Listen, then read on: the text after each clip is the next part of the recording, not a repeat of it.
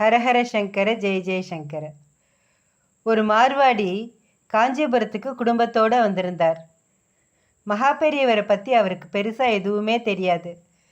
காஞ்சிபுரத்தில் இருக்கிற கோவில்களெல்லாம் பார்க்கறதுக்கும் காமாட்சிக்கு தன்னோட வேண்டுதலாக குறிப்பிட்ட தங்கத்தை செலுத்துறதுக்காகவும் தான் வந்திருந்தார் அந்த மார்வாடி.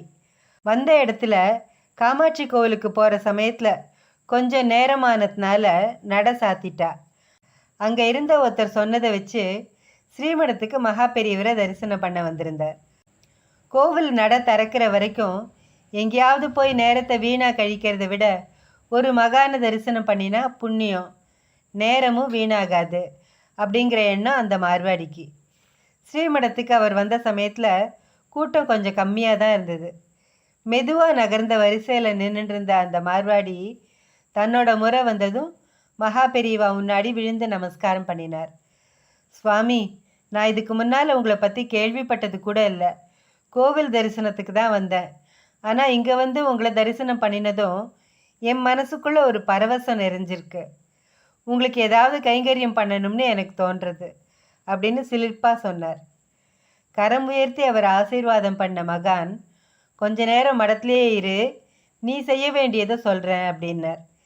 ஸ்ரீமடத்தில் ஒரு இடத்துல போய் உக்காந்தது அந்த மார்வாடி குடும்பம். 1, 2, 3 கிட்டத்தட்ட 3 மணி நேரம் ஓடிடுத்து. பொறுமையாக இருந்த அவர்கள் நேரம் ஆக ஆக காமாட்சி கோவிலில் நட திறந்துடுவாளே, சரியான நேரத்துக்கு போனால் அம்பாளை தரிசனம் பண்ணிவிட்டு இன்னும் கொஞ்சம் கோவில்களுக்கெல்லாம் போயிட்டு வரலாம், ஆனால் பெரியவா எதுவுமே பதில் சொல்லலையேன்னு மனசுக்குள்ளே ஒரு எண்ணம், ஒரு தவிப்போடு உட்கார்ந்துருந்தா. அந்த சமயத்தில் தன்னோட மகளோட வந்து மகானுக்கு நமஸ்காரம் பண்ணிட்டு இருந்தார் ஒரு ஏழை. பெரியவா, இவ என்னோட சீமந்த புத்திரி, அன்றாட பாட்டுக்கே கஷ்டப்படுற சூழ்நிலை. இந்த நிலைமையில் இவளுக்கு வயசாகிட்டே போகிறதுனால கல்யாணம் பண்ண வேண்டிய சுமையும் சேர்ந்து போச்சு. சொந்தத்திலே ஒரு வரன் இருக்குது, ஆனால் காலனா காசு கூட கையில் இல்லாததுனால போய் கேட்குறதுக்கு கூட தயக்கமாக இருக்குது. நீங்கள் தான் இவளுக்கு திருமணம் கைகூடுறதுக்கு அனுகிரகம் பண்ணணும் தழுத்தழுப்போடு சொன்னார்.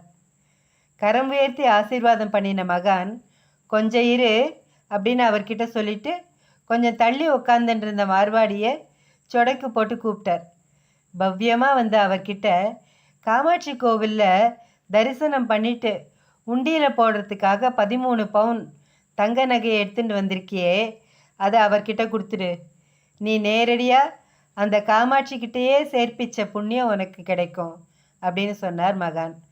அதை கேட்டதும் அதிர்ந்து போனார் அந்த வடநாட்டுக்காரர். கோவில் உண்டியில் போடுறதுக்காக தான் கொண்டு வந்த நகை விஷயத்தை அவர் தன்னோட குடும்ப உறுப்பினர்கள்கிட்ட கூட சொல்லலை.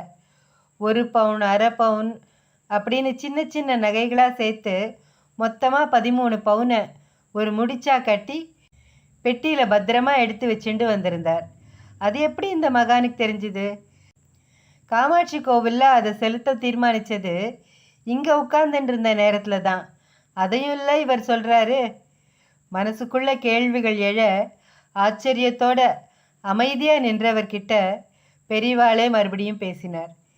என்ன, காமாட்சிக்கு கொண்டு வந்ததை இந்த பொண்ணுக்கு எப்படி தர்றதுன்னு யோசிக்கிறியா? கேட்டவர் அந்த பெண்ணை பார்த்தார். உன்னோட பேர் என்னன்னு எல்லாருக்கும் கேட்குறாப்போல சொல்லு அப்படின்னார். காமாட்சி. அவள் சொன்னது அங்கே எதிரொலிச்சுது. மார்வாடி மட்டும் இல்லை, அங்கே இருந்த எல்லாருமே ஆச்சரியப்பட்டா.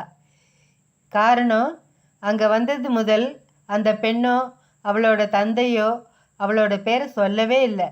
அப்படி இருக்க அவள் பேரை எப்படி தெரிஞ்சின்றார் பெரியவா?